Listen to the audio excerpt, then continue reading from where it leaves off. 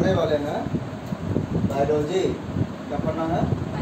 Biology plus 2 का है और उसका दूसरा चैप्टर पढ़ने वाले हैं। कौन सा? दूसरा चैप्टर है sexual reproduction in flowering plants. ठीक है, हम लोगों ने रिप्रोडक्शन के बारे में पढ़ा था। 2 प्रकार के होते हैं। कितने होते हैं? 2 प्रकार के। एक होता है सेक्सुअल, एक होता है एसेक्सुअल। तो सेक्सुअल रिप्रोडक्शन के बारे में हम लोगों को पढ़ना है। और वो किसमें पढ़ना है? एनिमल्स या प्लांट्स में? प्लांट्स में। प्लांट भी 2 तरह के होते हैं।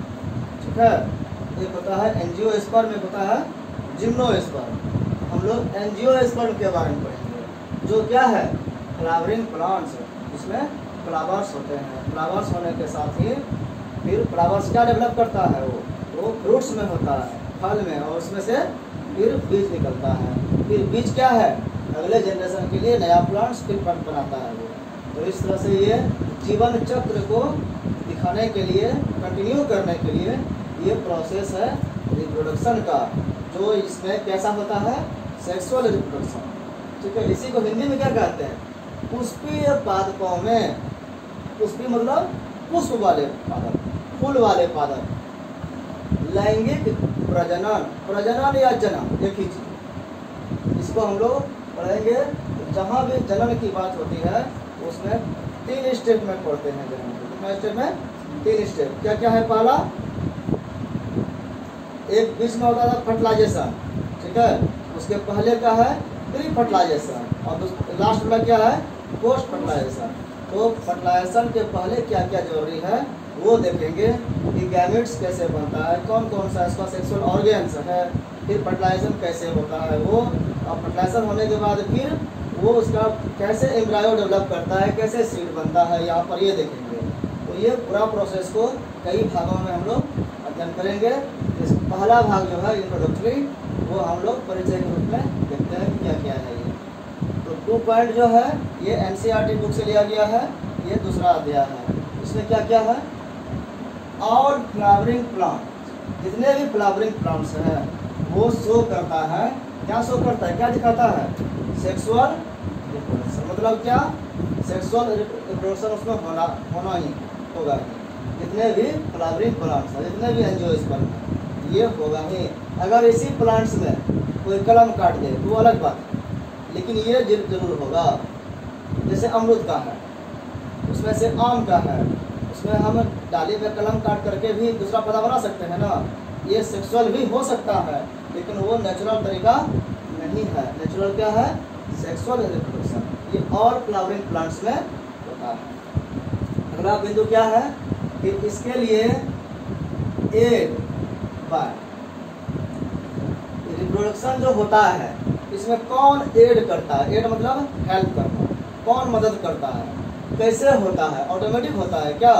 कोई उसको हेल्प करता है वहाँ पे। तो बोल रहा है हेल्प करने के लिए इस और इसके ऑर्गन में कुछ कुछ खास गुण प्रकृति ने दे दिया है। क्या दिया है?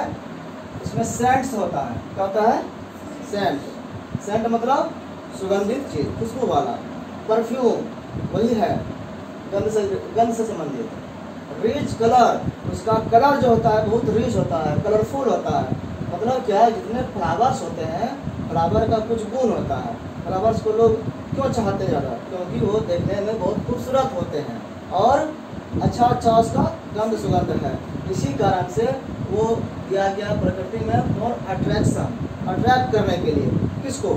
व्यक्ति को नहीं, जो परागण करता है, जो पॉलिनेशन करने वाले कीड़े मकोड़े हैं, जो भंवरे हैं, उसके लिए ये दिया गया है। ठीक है, तो ये चीज, इसका उपयोग ह्यूमन बीइंग्स भी करता है, आदमी भी करता है। क्या क्या है इसका? इसमें ये चीज देखते हैं हम। इस गुण के कारण इसको लोग पूछता है। डाइवर्सिटी ऑफ स्ट्रक्चर, इसका जो स्ट्रक्चर होता है वो बहुत विभिन्न तरह के होते हैं। वो डाइवर्स है एकदम से। हर फूल अलग अलग ढंग का होता है, अलग अलग प्लांट का अलग अलग फूल होता है। नेचर में इतना डिजाइन किया गया है कि इसकी कल्पना करना मुश्किल है। इनफ्लोरेसेंस, फ्लावर्स, फ्लोरल पार्ट्स, ये सब जो है बहुत विभिन्न तरह के होते हैं। ये पुष्प क्रम हो गया, फ्लावर्स विभिन्न तरह के होते हैं। उसका जो अंग है वो भी कई तरह के कई डिजाइन के होते हैं। इसका एंड प्रोडक्ट क्या होता है? फ्लावर से फ्रूट्स बनता है और सीड बनता है। इसका फाइनल अप्रोच यही है कि इसको क्या बनाना है लास्ट में, फर्टिलाइजेशन के बाद फ्रूट बनना है और सीड्स बनेगा, फल और बीज बनेगा। टू अंडरस्टैंड, इसको समझने के लिए हमको क्या क्या समझना पड़ेगा?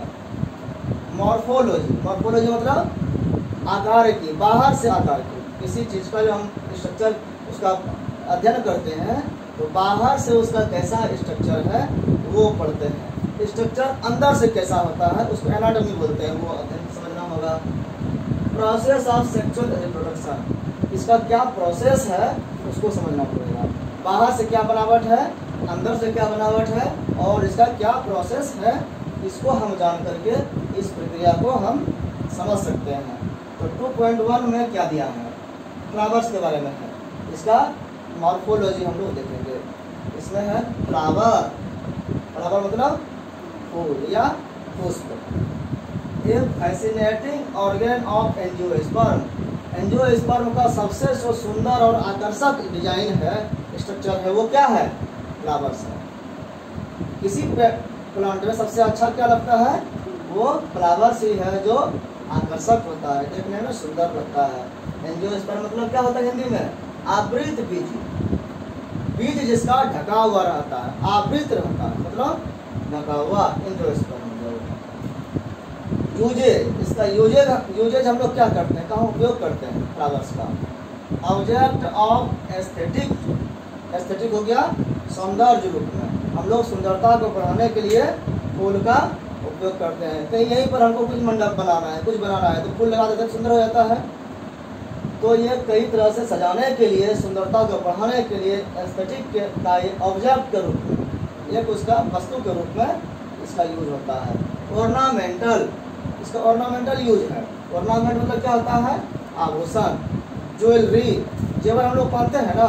बहुत सारे जनजाति समूह है, बहुत सारे ऐसे समाज है जहाँ पर फूल का माला पहना जाता है। अभी हम लोग भी जो है, चूँकि हमारे यहाँ फूल उतना अवेलेबल नहीं होता है तो फूल का कम उपयोग होता है, सिर्फ पूजा पाठ में उपयोग होता है। लेकिन मैक्सिमम केस में जो साउथ में जाएंगे तो फूल का गजरा पहना जाता है। सोशल, इसका सामाजिक वैल्यू भी है। फूल का हमारे समाज में लेन देन होता है, वो बहुत तरह के रिलेशनशिप को बताता है। रिलीजियस, धार्मिक रूप से इसका महत्व है, धार्मिक रूप से इसका उपयोग है। मंदिरों में पूजा हम लोग कैसे करते हैं?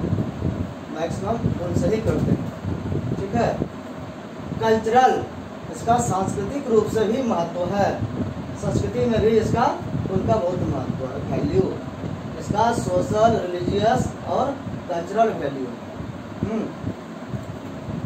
सिंबल ऑफ, फूल जो है बहुत चीज़ का सिंबल होता है।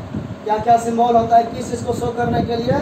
सिंबल मतलब प्रतीक, उसी चीज़ का सिंबल है। तो क्या क्या शो करता है? टू शो फीलिंग्स ऑफ, ये फीलिंग को, अपने मन की भावना को बताता है। क्या क्या बताता है? लव के बारे में फूल बताता है, अफेक्शन अनुराग, किसी से संबंध अच्छा है, हैप्पीनेस प्रसन्नता को बताता है, ग्रीफ विषाद को भी बताता है, असंतोष है तो, और मॉर्निंग हो गया शोक। हम लोग देखते हैं कि किसी को प्यार से फूल भी दिया जाता है। किसी को फूल देना मतलब हम लोग गिफ्ट देते हैं ना, फूल का गुलदस्ता, वो एक अनुराग दिखाता है, उसके साथ अच्छा संबंध है ये दिखाता है, खुशी में दिया जाता है। अगर कहीं दुख है तो वहाँ पर भी अगर सब पड़ा हुआ है तो सब में हम लोग वहाँ पर जो जाते हैं लोग क्या करते हैं? फूल ही अर्पण करते हैं, समाधि पर भी फूल ही अर्पण करते हैं। तो फूल जो है हंसी खुशी से दुख भरे माहौल तक हर समय फूल का उपयोग है। ये अलग अलग सिंबल इसका हो जाता है। किस समय फूल दे रहे हैं और किस ढंग से दे रहे हैं उस पर निर्भर करता है कि इसका क्या ये शो कर रहा है, कौन सा फीलिंग को शो कर रहा है। 5 ऑर्नामेंटल फ्लावर्स, 5 मुख्य रूप से, कई फ्लावर्स अनंत हैं, बहुत सारे हैं, लेकिन कुछ कुछ बुक में दिया हुआ था कि 5 फ्लावर्स जो ऐसा बताइए जो ऑर्नामेंट के रूप में उपयोग करता है, ज्वेलरी के रूप में। जेरानियम है, मून फ्लावर है, लेवेंडर है, मॉर्निंग ग्लोरी है, मैरीगोल्ड है और भी कई। Social and cultural uses of flowers, समाज में किस किस फूल का उपयोग होता है? लोटस, ठीक है, चाइना रोज, रोज में कई क्वालिटी है। चाइना रोज गुड़हल जो अड़हुल फूल कहते हैं ना, ये गुड़हल, इसका नाम हिबिस्कस है। चाइना रोज ये बोलते हैं। लोटस हो गया, जैस्मिन चमेली, वाइट रोज, रोज कई कलर में होते हैं तो वाइट रोज या रोज भी, लिली, मैग्नोलिया चंपा, ये सब जो है कुछ हमारे समाज में उपयोगी है। अब गुलाब का ही एक हम ले लें रोज के बारे में, तो रोज कई कलर में होते हैं। रोज किस कलर का होता है? हम लोग मैक्सिमम रेड देखते हैं, लेकिन वो हर कलर में होता है। हर कलर का अलग अलग उपयोग है। क्या क्या है उपयोग, हम लोग एक नज़र देख लें। अगर लाल किसी को गुलाब भेंट कर रहे हैं, इसका मतलब हो रहा है कि हम प्रेम जाहिर कर रहे हैं, लव बता रहे हैं। अगर वाइट कलर का सफ़ेद हम दिखा रहे हैं तो ये शांति का प्रतीक होता है, मासूमियत का, कि हमको लड़ाई झगड़ा नहीं करना है। अगर हम पीला कलर का रोज दे रहे हैं, येलो कलर का, तो वो मित्रता का प्रतीक होता है कि हम मित्रता करना चाहते हैं। हरा अगर दे रहे हैं किसी, ग्रीन रोज, तो वो समृद्धि का, प्रॉस्पेरिटी का दिखाता है सो कि हम आपका शुभ चिंतक है, आपकी कामना करते हैं कि आप प्रोग्रेस करें। गुलाबी अगर हम दे रहे हैं, ठीक है, तो उसका जो है इसका मतलब होता है कि हम तारीफ कर रहे हैं। किसी को नारंगी दे रहे हैं तो वो उत्साह बढ़ाने वाला होता है, उत्साहवर्धक। अगर हम किसी को काला कलर का दे रहे हैं, काला कलर का मतलब होता है हमको उससे दुश्मनी है, हम उसका जानी दुश्मन है। और अगर बैगनी कलर का दे रहे हैं तो राजशाही शो करता है। राजा महाराजाओं में साथ बैगनी कलर का रोज दिया जाता था। तो इस तरह से हम देखते हैं कि फूल का जो है कई महत्व है, सोशल है, कल्चरल भी महत्व है। फ्लोरिकल्चर एक होता है, वर्ड है फ्लोरिकल्चर। कल्चर मतलब क्या होता है? कल्चर का मतलब होता है किसी चीज़ का डेवलपमेंट करना, किसी चीज़ का फर्टिलाइजेशन, उसका उपयोग करना, प्रोडक्शन करना। तो फ्लोरिकल्चर जो है ये क्या है? फ्लावर की खेती। क्या है? फ्लावर्स की खेती, एग्रीकल्चरिंग ऑफ फ्लावर, इसको कहते हैं पुष्प कृषि, फूल की खेती। ये हो गया एग्रीकल्चर ऑफ फ्लावर, या इसको गार्डनिंग भी बोल सकते हैं, गार्डन करना of flowers.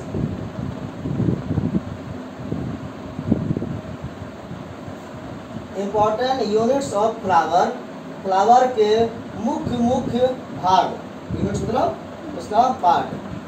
For sexual reproduction, sexual reproduction कर सके इसके लिए फ्लावर्स में कौन कौन से इंपॉर्टेंट पार्ट हैं? दो मुख्य पार्ट होते हैं। कौन कौन सा है? पहला है एंड्रोसियम, दूसरा है गाइनोसियम। एंड्रोसियम क्या है? स्टामेन्स इसमें होता है, जो पुंकेसर कुमांग है, जो मेल रिप्रोडक्टिव ऑर्गन है। और दूसरा क्या है? गाइनोसियम, ये इसमें कार्पेल पिस्टिल्स है, ये जायांग भी कहते हैं इसको, ये फीमेल रिप्रोडक्टिव ऑर्गन है। इसके बाद हम लोग आगे देखते हैं 2.2 में जो है इसमें क्या कहा गया है? प्री फर्टिलाइजेशन के बारे में हमने पढ़ लिया। फ्लावर्स के स्ट्रक्चर्स के बारे में दो उसका मुख्य स्ट्रक्चर्स है, वो क्या है? एंड्रोसियम और गाइनोसियम। अब जो है फर्टिलाइजेशन के पहले की क्या क्या अवस्था है वो हम लोग देखेंगे। तो उसका सब उसमें क्या देखेंगे? स्ट्रक्चर्स। तो रिप्रोडक्टिव ऑर्गन का स्ट्रक्चर्स क्या है, क्या संरचना है उसका, क्या बनावट है, वो देखेंगे। और इवेंट्स देखेंगे, क्या क्या उसमें घटनाएं घटती हैं, कैसे उसका प्रोसेस होता है। तो हम लोग इसी को अभी समझेंगे। क्या है? बिफोर फ्लावरिंग, फ्लावर जो उत्पन्न होता है तो फ्लावर के पहले क्या होता है? तो सेवरल हार्मोनल, इसमें भी हार्मोन होता है। ऐसे नहीं समझना है कि एनिमल्स में ही हार्मोन सिर्फ होता है, ये प्लांट्स में भी हार्मोन होता है। और सेवरल टाइप्स के होते हैं, कई तरह के होते हैं। सेवरल हार्मोनल एंड स्ट्रक्चरल, उसमें बनावट के रूप से चेंजेज आर इनिशिएटेड। जब फ्लावरिंग होना होता है, जब मैच्योर होगा प्लांट तब ना फ्लावरिंग होगा। जब यह होना होगा तो इनिशिएटेड होता है, शुरुआत होता है किस चीज़ का? हार्मोनल चेंजेस का और स्ट्रक्चरल चेंजेस का। हार्मोन बनने लगेगा कुछ स्पेशल टाइप का, और उसके कारण बनावट भी चेंज होगा, उसके डिजाइन में चेंज होने लगेगा, कुछ नया नया स्ट्रक्चर उसमें बनने लगेगा। और स्ट्रक्चर जब बनेगा तो क्या होगा? डिफरेंशिएशन, उसमें विभेदीकरण होगा। एक तरह का बना, उसमें फिर अलग अलग तरह के अलग अलग काम वाला टिश्यूज बनेगा, सेल्स बनेगा।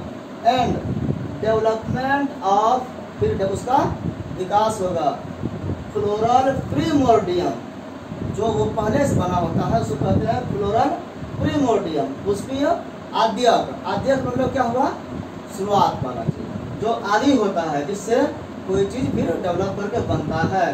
तो वो जिससे फ्लावर डेवलप किया वो फ्लोरल प्रीमोर्डियम हुआ, उससे वो डेवलपमेंट होता है और डिफ्रेंशिएशन होता है, फिर नया नया उसमें अलग अलग पार्ट बनता है। क्या बनता है, इनफ्लोरोसेंसेस आर फॉर्म, पुष्पक्रम, पुष्प का जो भाग है चारों भाग वो फॉर्म होता है, बनता है। बियरिंग, जिसमें क्या होता है शुरुआत में फ्लोरल बर्ड्स, फूल की कली होता है, सबसे पहले क्या होता है कली के रूप में आता है। एंड देयर फ्लावर्स, और वही कली फिर क्या बनता है, फूल बन जाता है। तो ये हो गया फ्लावरिंग का प्रोसेस। अब 2.2.1 में बताया गया stamen, microsporangium and pollen grain. इसके बारे में हम लोग को अब समझेंगे। स्टामेन क्या है, पुंकेसर, ये मेल ऑर्गन है, मेल सेक्स ऑर्गन है फ्लावरिंग प्लांट का। माइक्रोस्पोरेंजियम, माइक्रो मतलब होता है लघु, छोटा, सूक्ष्म, और स्पोरेंजियम हो गया बीजाणुधानी। And pollen grain, pollen grain क्या हुआ, पोलन मतलब पराग और ग्रेन मतलब कण। ये तीनों के बारे में हम लोग अभी इसमें पढ़ेंगे। स्टामेन पहला है स्टामेन। स्टामेन क्या है, तो स्टामेन जो है ये एंथर और फिलामेंट से मिल करके बना हुआ है। स्टामेन जो है ये मेल रिप्रोडक्टिव ऑर्गन है। जैसे कि हम ये स्ट्रक्चर देख लें, यहाँ से यहाँ पूरा, ये पूरा क्या कहलाएगा, स्टामेन। क्या कहलाएगा, स्टामेन। इसका दो पार्ट है, एक है एंथर, एक है फिलामेंट। एंथर क्या है, ये जो बल्ब है ये है एंथर, और ये जो लंबी धारी है डंडी डंठल ये है फिलामेंट। तो एंथर हो गया और दूसरा क्या हो गया, फिलामेंट। ऊपर वाला भाग एंथर और नीचे वाला भाग फिलामेंट। एंथर जो होता है ये टर्मिनल है, टर्मिनल मतलब एक साइड में, सबसे ऊपर में एक साइड में है। और ये कैसा होता है, बायलोब। कैसा होता है, बायलोब मतलब, बाय मतलब क्या होता है, दो। बाय मतलब क्या होता है, दो। जहाँ भी बाय रहे डाय रहे उसका मतलब होता है दो। और लोब मतलब होता है पृष्ठ भाग। तो दूसरा तो वो लोब हो गया, बायलोब, द्विपालित भी बोलते हैं इसको हिंदी में। दो भाग में ये जो बर्ड होता है, इसका फूल जो एंथर होता है ऐसे दो भाग में रहता है। अगर कोई है इस तरह से तो स्पष्ट दिखेगा कि दो पार्ट से ये बना हुआ है। तो ये एक तरह से ये पार्ट दिखता है और एक तरह से इधर से वो पार्ट, बायलोब्ड है, इसको कहते हैं एंथर। कैसा होता है, बायलोब। फिलामेंट जो है, फिलामेंट कैसा होता है, फिलामेंट जो है ये लॉन्ग होता है। कैसा होता है, लॉन्ग, लंबा होता है। एंड सिलेंडर होता है, सिलेंडर मतलब पतला। सिलेंडर मतलब क्या होता है, इसका मतलब होता है पतला। लॉन्ग मतलब लंबा, और स्टॉक, स्टॉक मतलब तंतु। तो ये जो है ये फिलामेंट लंबा और पतला तंतु होता है, धागानुमा होता है। और ये कहाँ फिलामेंट क्या रहता है, अटैच टू, एक तरफ तो ये इसको ऊपर में रखता है, और नीचे कहाँ रहता है, नीचे ये अटैच रहता है, जुड़ा हुआ रहता है टू द थैलमस और पेटल्स। थैलमस से जुड़ा रहता है, पुष्पासन से या पुष्पदल से। अलग अलग प्लांट्स में किसी में पुष्पासन, किसी में पुष्पदल से जुड़ा हुआ रहता है। फूल का जो बीज वाला भाग है वहाँ से जुड़ा हुआ रहता है ये एंथर का फिलामेंट, स्टामेन का फिलामेंट। स्टामेन जो होता है नंबर एंड लेंथ में वेरिएबल होता है। स्टामेन जो होता है ये अलग अलग फूल में अलग अलग लंबाई का होता है, और इसका नंबर भी होता है। एक फूल में कितना एंथर रहेगा, कितना स्टामेन रहेगा, इसकी संख्या हर फूल में अलग अलग होती है। मतलब अलग अलग जाति के फूलों में, मान लो रोज में अगर ये 10 किस्म होता है एक फूल में, तो सब रोज में वही रहेगा, लेकिन और दूसरे फ्लावर्स में उसकी संख्या अलग हो जाएगी। अगर हम लोग 10-20 फ्लावर्स को अलग अलग जाति के फ्लावर्स को कलेक्शन करके उसका स्टडी करेंगे तो इसका जो नंबर है वो डिफर कर जाएगा, वेरी करेगा, और लेंथ भी इसका वेरिएबल होगा। कई प्रकार के, किसी का छोटा, किसी का बड़ा, किसी का लंबा लंबा होगा, किसी का बहुत सूक्ष्म भी होगा। इस तरह से स्टामेन जो होता है वो कई साइज में होता है। अब ये एंजियोस्पर्म एंथर, ये एंथर पढ़े ना, एंथर के बारे में, एंथर को कहते हैं हिंदी में परागकोश। ये एंजियोस्पर्म का पढ़ रहे हैं ना, इसलिए एंजियोस्पर्म लिख दिया है। तो एंजियोस्पर्म का एंथर जो होता है ये होता है कैसा, बाइलोब्ड, पढ़े ना, बाइलोब्ड, बाइलोब्ड होता है, मतलब द्विपालित, दो भाग में ऐसे बटा रहता है। लेकिन ये द्विपालित होने के साथ ही इसमें कह रहा है कि ईच लोब, अब ये दो लोब में जो एक लोब है उसमें भी हैविंग होता है टू थिका, दो थिका इसमें होता है, मतलब इसमें भी थोड़ा सा गड्ढा रहता है और लगता है कि ये भी दो पार्ट में है। तो इसमें भी दो पार्ट और इसमें भी दो पार्ट, और दो लोब में दो पार्ट हो गया, कितना पार्ट हो गया, चार, तो चार कोना होता है। इसलिए इस वाले दो पार्ट को कहते हैं डायथिकस। क्या बोलते हैं, यहाँ बाय मतलब दो था ना, यहाँ डाय मतलब दो है, दोनों का अर्थ दो होता है। तो ये हो गया डायथिकस, मतलब एक लोब में दो थिका, दो थिका को कह दिए। इस तरह से यहाँ देखो, ये पूरा क्या हो गया, एक लोब, और ये पूरा क्या हो गया, एक लोब। एक लोब में फिर ये जो दो पार्ट इस तरह से हल्का सा ग्रेव बना हुआ है, ये एक थिका, ये दूसरा थिका, इधर एक ये थिका, ये दूसरा थिका, तो डायथिकस हो गया। तो सब मिला के क्या को कोना हुआ, चार ना, इसलिए इसको टेट्राहेड्रल बोलते हैं। देख आगे बोलते हैं थिका सेपरेटेड, ये जो थिका है ये भी सेपरेट होता है, कौन चीज से, एक लाइनिंग से सेपरेट होता है, हल्का सा वहाँ पर गड्ढा बना रहता है, उसी को बोल रहे हैं थिका सेपरेटेड बाय, वो अलग होता है। ए लॉन्गिट्यूडनल, लॉन्गी लंबा लंबा, ग्रुप्स, ग्रुप्स मतलब गड्ढा, ठीक है, एक खांच बना हुआ रहता है। तो लॉन्गिट्यूडनल ग्रुप्स से रनिंग लेंथ वाइज, ऊपर जो है यहाँ से यहाँ तक लेकर के ये गड्ढा बना हुआ रहता है, उस गड्ढे से वो लगता है कि ये अलग और वो अलग है। तो इसी कारण इसको क्या कहते हैं, टेट्रागोनल, टेट्राहेड्रल या टेट्रागोनल भी बोलते हैं। इसका अर्थ हुआ चतुष्कोणीय, चार कोना इसमें है ना, दिख रहा है चार कोना है, इसी को फोर साइड भी बोल सकते हैं, फोर साइडेड।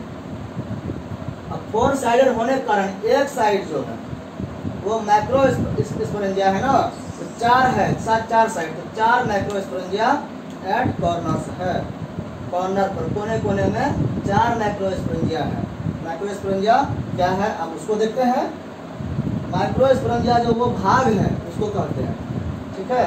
अब माइक्रोस्पोरेंजिया डेवलप्स, वो जब विकास होता है शुरुआत से, जब धीरे धीरे उसमें डेवलपमेंट होता है तो वो पोलन सेट बन जाता है। उसमें पहले लगता है कुछ नहीं है, लेकिन जब बढ़ता है तो वो एक थैली बन जाता है। सैक मतलब होता है थैली, क्या होता है, थैली, पैकेट। इस सैक जो है ना, इसका मतलब होता है थैली या पुटी, थैली याद रहेगा। तो ये कहता है पोलन सैक कहलाता है, पोलन सैक में बदल जाता है, मतलब ऐसा थैली इसमें पोलन भरा रहता है, पोलन सैक हो गया। तो ये डेवलप कर जाता है पोलन सैक में, दैट आर पैक्ड विद, ये इसमें पैक रहता है, क्या रहता है पैक, पोलन ग्रेन्स। इसमें बाद में ये डेवलपमेंट होता है और ये पोलन ग्रेन से भरा हुआ एक पैकेट बन जाता है, जिसको कहते हैं पोलन सैक। तो ये दिख रहा है ना, यहाँ पर इसमें दाना भरा हुआ है, ये दाना जो है ये है पोलन ग्रेन, ठीक है, ये क्या है, पोलन ग्रेन, दाना को दिखा है ना, और ये थैली क्या है, पोलन सैक, यहाँ से यहाँ एंटर हो गया। और ये लाइनिंग जो है, ये लाइनिंग ऑफ डेहिसेंस है, ये जो लाइन है, जो ग्रुप है ना, जो दबाव रहता है वो क्यों रहता है, वो अभी लगता है अलग करने के लिए है, लेकिन जब ये सूख जाता है, जब मैच्योर हो जाता है पूरी तरह से, तो पोलन निकलेगा कैसे, निकलने की जगह चाहिए ना, तो वो वहाँ से ऐसे फट जाता है सूखने के बाद, इसी को कहते हैं लाइन ऑफ डेहिसेंस। वहाँ पर से वो फटता है और पोलन ग्रेन बाहर निकल जाता है, वो गेट है, समझो गेट से बाहर निकलने का वो रास्ता है। तो माइक्रोस्पोरेंजिया जो है develop into pollen sacs that are packed with pollen grain, pollen grain से वो भरा हुआ होता है। अब स्ट्रक्चर ऑफ माइक्रोस्पोरेंजियम, ये जो माइक्रोस्पोरेंजिया है इसका स्ट्रक्चर कैसा है अब ये देखेंगे। ये पूरा देख लिए, इसका अब इतना तक काट करके हम यहाँ पर रखें, इसका स्ट्रक्चर कैसा होता है। जहाँ भी वर्ड रहे आई ए, इसका मतलब होता है प्लूरल। क्या होता है, याद है? आई ए अगर है तो ये हो गया प्लूरल, बहुत संख्या में, और यू एम है इसका हो गया सिंगुलर। ठीक है, यहाँ जब हम माइक्रोस्पोरेंजिया के बारे में बात कर रहे थे तो चारों के बारे में बात कर रहे थे। अब बात कर रहे हैं स्ट्रक्चर ऑफ माइक्रोस्पोरेंजियम। यहाँ अम लगा ना, अम लगा इसलिए अब एक के बारे में बात कर रहे हैं, एक स्पोरेंजिया के बारे में। इसका स्ट्रक्चर कैसा है? इसका स्ट्रक्चर होता है इन ए ट्रांसवर्स सेक्शन। अगर उसको ऐसे काट दें, ये जो है ना देखो दो तरह से होता है, एक होता है ऐसे कट, एक होता है ऐसे कट। तो ऐसे जो कटेंगे, ऐसे कट मतलब क्या हुआ, धरती के समानांतर पैरेलल में, इसी को कहते हैं ट्रांसवर्स। और सेक्शन होता है काटना। तो ये जो ऐसे एंथर जो है इसको ऐसे काटेंगे तो ये दिखेगा ना कि क्या क्या इसमें है। यही ये ऐसा कटा हुआ है यहाँ पर, ये ऐसे ही दिख रहा है। तो ये जो दिख रहा है वो अंदर तक होगा ना, नीचे तक नहीं होगा वो चीज़। अगर हम पेन को यहाँ पर कट करें तो इंक दिखेगा ना, यहाँ दिखेगा कैसे गोल, लेकिन वो है कैसा, वो नीचे तक ना, गहराई तक ना है। तो ये कट जो है ये ट्रांसवर्स सेक्शन है, अनुप्रस्थ काट है। इसमें स्ट्रक्चर इस तरह से है। वो क्या क्या है उसमें वो भी हम लोग देख रहे हैं। इन ट्रांसवर्स सेक्शन में उसको देखते हैं कट करके। तो सर्कुलर इन आउटलाइन, तो कैसा दिखता है ये, यहाँ भी कट किया हुआ है चारों एक साथ में। तो ये कैसा दिखता है, एक लगभग जो है अप्रॉक्सीमेटली वो गोल गोल होता है। कैसा होता है, बाहर से ये आउटलाइन जिसका होता है वो सर्कुलर होता है। ये अंदर भी गोले होता है, सर्कुलर इन आउटलाइन, और surrounded by 4 wall layers. Surrounded मतलब बाउंड्री वॉल जो उसका है, घेरा हुआ जो है। सराउंडेड किससे होता है, 4 वॉल लेयर, 4 दीवार के परत से। वॉल मतलब दीवार और लेयर मतलब परत। इसी को कहते हैं भित्ति पत्र। भित्त जानते हैं ना, भित्त बोलते हैं किसको, दीवार को। तो उसका परत के गो है, के गो परत है।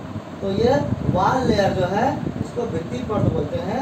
और कितना लेयर से होता है ये सराउंडेड, 4। कितना लेयर होता है, 4 लेयर से ये वॉल लेयर से घिरा हुआ रहता है ये माइक्रोस्पोरेंजियम। इसमें चारों लेयर का नाम क्या है, पहला है एपिडर्मिस, दूसरा है एंडोथेसियम, तीसरा है मिडिल लेयर्स, और चौथा है टेपेटम। ये जो है एपिडर्मिस, जहाँ पर भी एपी वर्ड रहे, एपी का अर्थ होता है बाहर। एपी का मतलब क्या होता है, एपी मतलब होता है एक्सटर्नल,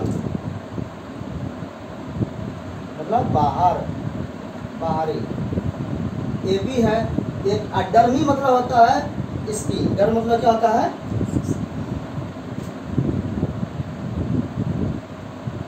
इसका मतलब होता है स्किन, बाहरी परत। जैसे कि हम लोगों के स्किन में कुछ हो रहा है प्रॉब्लम, तो डर्मेटाइटिस हो गया, तो डर्म से संबंधित है।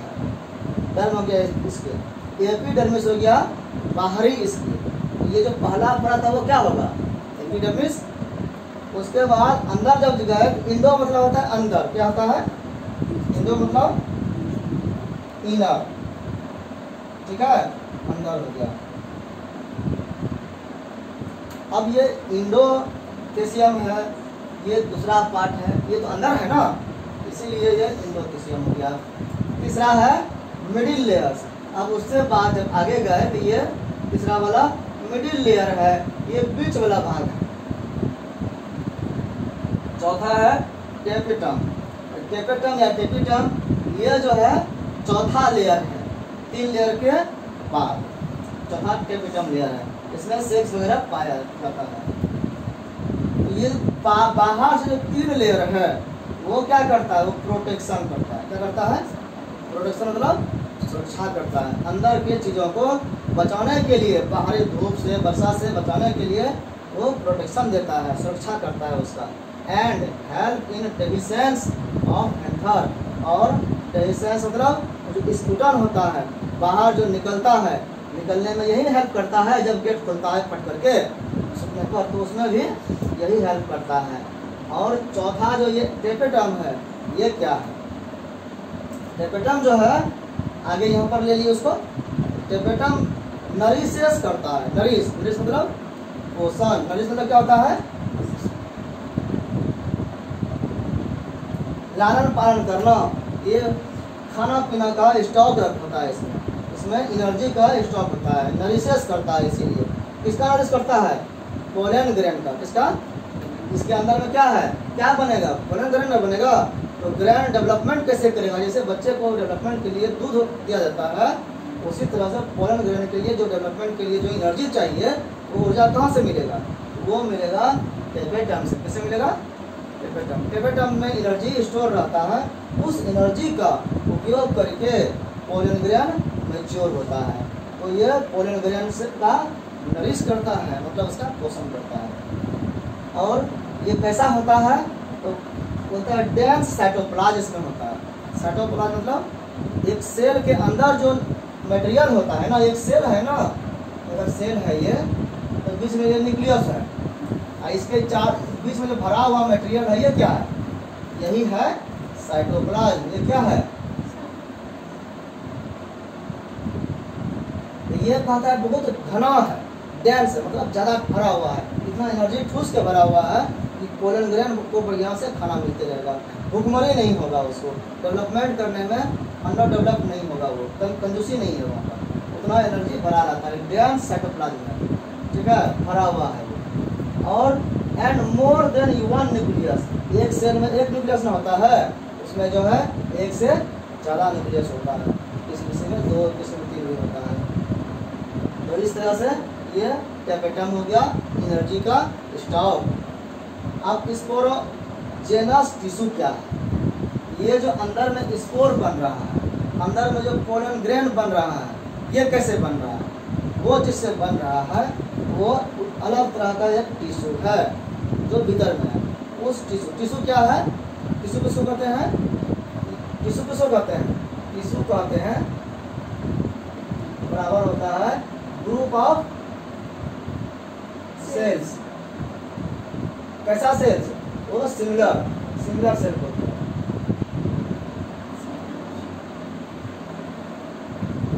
एक जैसे सेल के समूह को क्या कहते हैं? टिश्यू। वो एक काम करता है। तो यहाँ स्पोरोजेनस टिश्यू है, मतलब जो स्पोर को बनाने वाला काम करता है। जीनस मतलब जनन करना, बनाना। तो ये स्पोरोजेनस टिश्यू जो होता है बीच में, वो कॉम्पैक्टली अरेंज, वो बहुत कॉम्पैक्ट तरीका से, एकदम से घना तरीका से, सघन तरीका से वो अरेंज क्या हुआ रहता है, सजाया हुआ रहता है। होमोजीनस सेल्स, और वो सेल्स कैसा है? होमोजीनस। दो तरह का सेल होता है, एक होता है होमोजीनस और एक होता है हेट्रोजीनस। हेट्रोजीनस होता है अलग अलग प्रकार का, और होमोजीनस क्या होता है? एक ही आकार प्रकार का, एक ही गुण वाला। तो होमोजीनस सेल्स का एक कॉम्पैक्टली अरेंज किया हुआ एक समूह है जिसको कहते हैं स्पोरोजीनस टिश्यू। ये इन यंग एंथर होता है, जो अभी बच्चा एंथर है, जो डेवलप नहीं हुआ है, लेकिन जैसे वो डेवलप होगा तो उसमें फिर स्पोर बनेगा। इसी को इस स्पोरोजेनस टिश्यू जो है, इसको क्या क्या कहते हैं? इसको बोलते हैं माइक्रोस्पोर। क्या बोलते हैं? माइक्रोस्पोर मदर सेल या पोलन मदर सेल। क्योंकि पोलन का ये मदर है ना, इससे पोलन ग्रेन बनेगा, इसी उसकी माँ है, तो पोलन मदर सेल भी बोलते हैं PMC, और माइक्रोस्पोर मदर सेल भी बोलते हैं MMC। PMC और AMC का मतलब है वो एक ही चीज़ है। स्पोरोजेनस टिश्यू के बारे में कहना है। पोटेंशियल पोलन भी होता है, इसमें पोटेंशियल मतलब कैपेसिटी है पोलन जनन करने का, इसलिए इसको पोटेंशियल पोलन भी बोलते हैं। ये क्या है? कॉम्पैक्टली अरेंज्ड होमोजेनस सेल्स है इन यंग एंथर में। Each cell is capable of, इसमें जितना भी सेल होता है सभी सेल में समान क्वालिटी होता है, और समान क्वालिटी क्या है? वो कैपेबल है, वो समर्थ है, उसमें उतना शक्ति होता है of giving rise to a microspore tetrad. वो 4 टेट्राड है ना, 4 बोला, टेट्राड माइक्रोस्कोप को देने की हर एक सेल में कैपेसिटी, मतलब हर सेल एक एंथर बन सकता है, जितना भी सेल है यहाँ पर फ्रॉम दिस, ये जो टिश्यू है एमएमसी या पीएमसी जो बोले, इससे प्रोसेस ऑफ फॉर्मेशन ऑफ मैक्रोस्पोर्स, इससे जो जिस प्रक्रिया से ये मैक्रोस्पोर बनता है वो अब कैसे बनता है, मियोसिस डिवीजन से। कैसे बनता है, बाय मियोसिस। मियोसिस मतलब अर्धसूत्री, आधा आधा करके जो डिवीजन होता है, मियोसिस डिवीजन से जो बनता है, इस प्रोसेस को कहते हैं, इज कॉल्ड माइक्रोस्पोरोजेनेसिस। क्या बोलते हैं, माइक्रोस्पोरोजेनेसिस, ये पूरा वर्ड है, ठीक है। माइक्रोस्पोरोजेनेसिस मतलब माइक्रोस्पोर का जेनेसिस करने की प्रक्रिया, इस प्रोसेस ये हो गया। अब माइक्रोस्पोर्स जब बनता है तो वो पोलन ग्रेन या माइक्रोस्पोर जब बन गया तो आफ्टर डिहाइड्रेशन, उसमें नमी रहता है पहले, ठीक है। अब कुछ समय के बाद वो सूखता है। डिहाइड्रेशन का मतलब क्या हुआ, डिहाइड्रेशन मतलब डी और हाइड्रेशन मतलब होता है हाइड्रा, ये वाटर से जुड़ा हुआ है। किससे जुड़ा हुआ है, ये वाटर से। अगर पानी से है, किसी की संपुष्टि कर रहे हैं, पानी कहीं दे रहे हैं तो वो हाइड्रेशन करना होगा। अब पानी निकाल रहे हैं या सूख रहा है तो उसको कहते हैं डिहाइड्रेशन। जैसे कि हमको लूज मोशन हो गया, पतला पैखाना हो रहा है, तो हमारे शरीर में पानी की मात्रा कभी घट जाएगा या बढ़ेगा, घटने लगेगा। उसको क्या कहते हैं, हम लोग बोलते हैं कि हमको डिहाइड्रेशन हो गया, हमको पानी की कमी हो गई, तो पानी चढ़ाना पड़ जाता है अलग से, या फिर पानी पीना पड़ता ज़्यादा। तो ये इसमें जब डिहाइड्रेशन होता है, मैच्योर जब हो जाता है ना, तो यहाँ पर पानी सूखने लगता है, वो डिहाइड्रेशन होता है। और उसके बाद जैसे सूखता है तो ये फटेगा नहीं फटेगा, तब जो है वो डिसोसिएट, तब वो अलग अलग होता है। एसोसिएशन जो जुड़ा हुआ था वो डिसोसिएट होता है, मतलब अलग होता है। एंड डेवलप, और डेवलप करता है किंतु पोलन ग्रेन्स में वो अच्छा से डेवलप करता है। सेवरल थाउजेंड्स में, मतलब हजारों की संख्या में, छोटे से एंकर में हजारों की संख्या में पोलन ग्रेन बनता है, इसको परागकण कहते हैं। That released by dehiscence of anther, और जब वो हजारों की संख्या में बन गया तो उससे फिर बाहर निकलता है। बाहर निकलने की क्या प्रक्रिया है, डेहिसेंस, वो फट करके निकलता है। अब जो हम लोग देख लिए, जब पोलन ग्रेन्स निकल गया तो ये पोलन ग्रेन्स क्या है, परागकण। अगला टॉपिक हम लोग देखेंगे पोलन ग्रेन्स के बारे में। उसके बाद फिर ये कैसे पहुंचेगा वो स्त्री वाला देखेंगे, फिर फीमेल जो ऑर्गेन है रिप्रोडक्टिव ऑर्गेन, और फिर वहाँ पर कैसे ये मिलता है वो हम लोग देखेंगे।